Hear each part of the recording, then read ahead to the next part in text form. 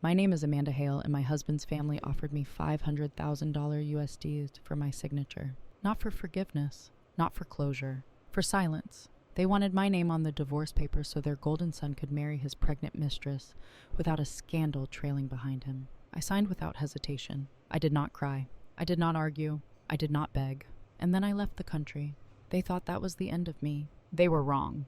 The night everything broke, rain slammed against the floor-to-ceiling windows of our house like fists demanding entry. The sound filled the kitchen, heavy and relentless, matching the pressure in my chest. I was standing at the stove, reheating the beef stew Grant loved. I had cooked it the way his mother taught me. Low heat, no shortcuts, patience. Grant was in the shower. His phone lay on the counter. It vibrated. Once. Twice. A name flashed across the screen. Jade. I had never seen it before. I was not the kind of woman who checked her husband's phone. In 5 years of marriage, I had learned that survival inside a powerful family depended on restraint, on knowing when not to look. But the phone vibrated again. And from the bathroom, Grant called out, irritated, "Amanda, can you grab that?" My fingers felt numb as I picked it up. I barely raised it to my ear before a woman's voice broke through, breathless and shaking. "Gee, I'm scared." Grant rushed out of the bathroom, water dripping from his hair. He snatched the phone from my hand and turned his back to me. His voice changed instantly, soft, intimate. "Calm down, sweetheart. I am here. Do not cry. I will take care of everything." The spoon slipped from my hand and hit the tile. The sound was sharp, final. From that moment on, my life shifted into a different color palette. Everything looked the same, but nothing felt real anymore.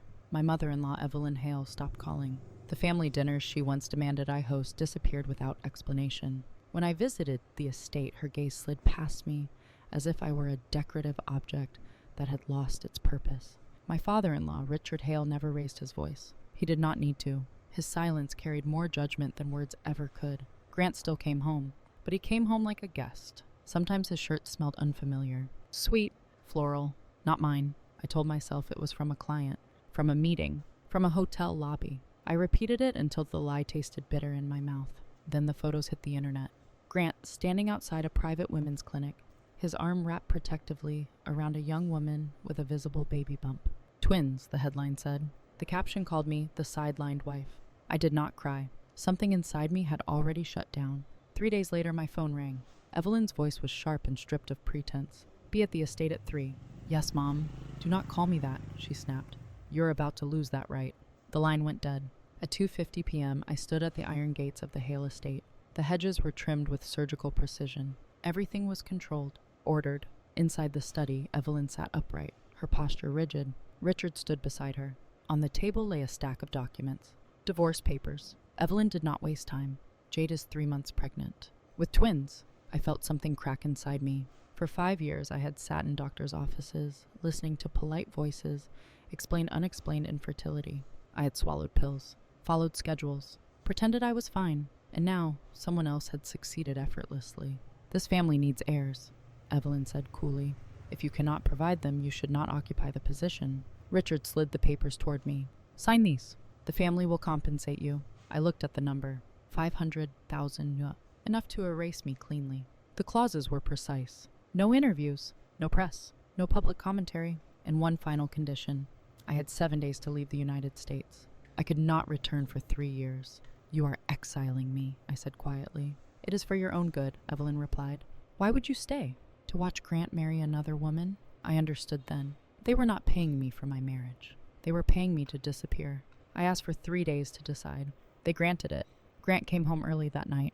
"What did my parents say?" he asked.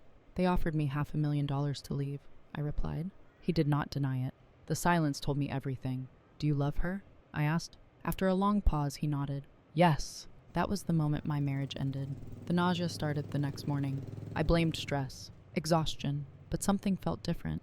At the clinic, the doctor studied my chart, then smiled gently. "You are pregnant, Amanda. About 6 weeks." The world tilted. 5 years of emptiness. And now life. I sat alone in the hallway, clutching the results. I did not tell Grant. I did not tell his family. This child would not become a bargaining chip. I signed the papers. I took the money.